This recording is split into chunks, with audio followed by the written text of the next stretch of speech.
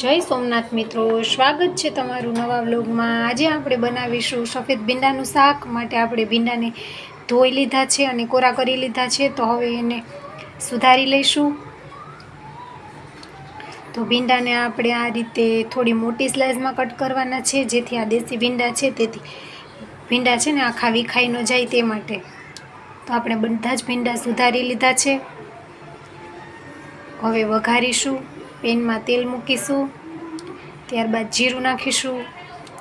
જીરું ફૂટી જાય પછી તેમાં હિંગ ઉમેરીશું અને 4-5 કળી લસણની જેને આખી પાખી વાટી નાખી છે તે નાખીશું। લસણની કળી સારી રીતે સંતળાઈ જાય પછી તેમાં સુધારેલા ભીંડા ઉમેરીશું।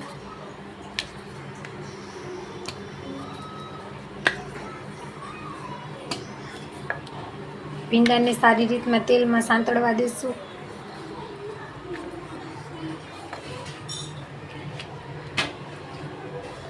તેમાં અડધું ટામેટું સુધારેલું નાખીશું, જેથી ભીંડાની ચીકાશ બળી જાય।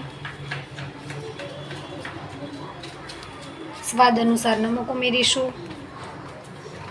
અડધી ચમચી જેટલી હળદર નાખીશું। બધું સારી રીતે હલાવી લઈશું।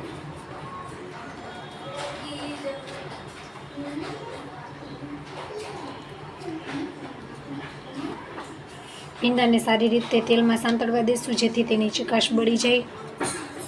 હવે તેને ઢાંકી અને કૂક થવા દેશું। ભીંડા થોડા ચડી જાય પછી તેમાં લાલ મરચું પાવડર ઉમેરીશું।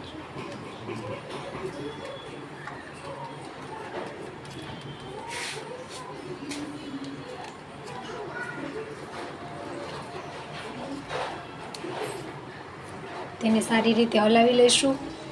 જો મિત્રો હજી સુધી મારી ચેનલને સબસ્ક્રાઈબ ન કરી હોય તો સબસ્ક્રાઈબ કરી લેજો અને બાજુમાં રહેલા બેલ આઇકોનને ઓન કરી દેજો, જેથી નવી નવી રેસીપીની નોટિફિકેશન તમારા સુધી પહોંચતી રહે। તો હવે ભીંડામાં આપણે દહીં ઉમેરીશું। સફેદ ભીંડાનું શાક સહેજ ખાટું હોય તો ખાવાની મજા આવે, તેથી આપણે થોડું દહીં ઉમેરીશું, 2 ચમચી જેટલું। બધું સારી રીતે મિક્સ કરી લેશું અને તેને ઢાંકી અને થોડી વાર માટે ચડવા દેશું।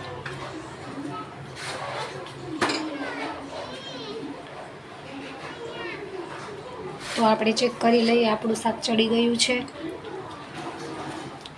તો શાક સરસ ચડી ગયું છે। તેમાં ધાણા જીરું ઉમેરીશું અને કોથમીર ઉમેરી ગાર્નિશ કરીશું। તો તૈયાર છે આપણું સફેદ ભીંડાનું દહીંવાળું શાક। તો આજની રેસીપી તમને કેવી લાગી તે કોમેન્ટ કરીને જણાવજો અને જો ચેનલમાં નવા હોય તો સબસ્ક્રાઈબ કરજો। મળશું આવી જ નવી રેસીપી સાથે। આવજો। જય સોમનાથ। Bye bye.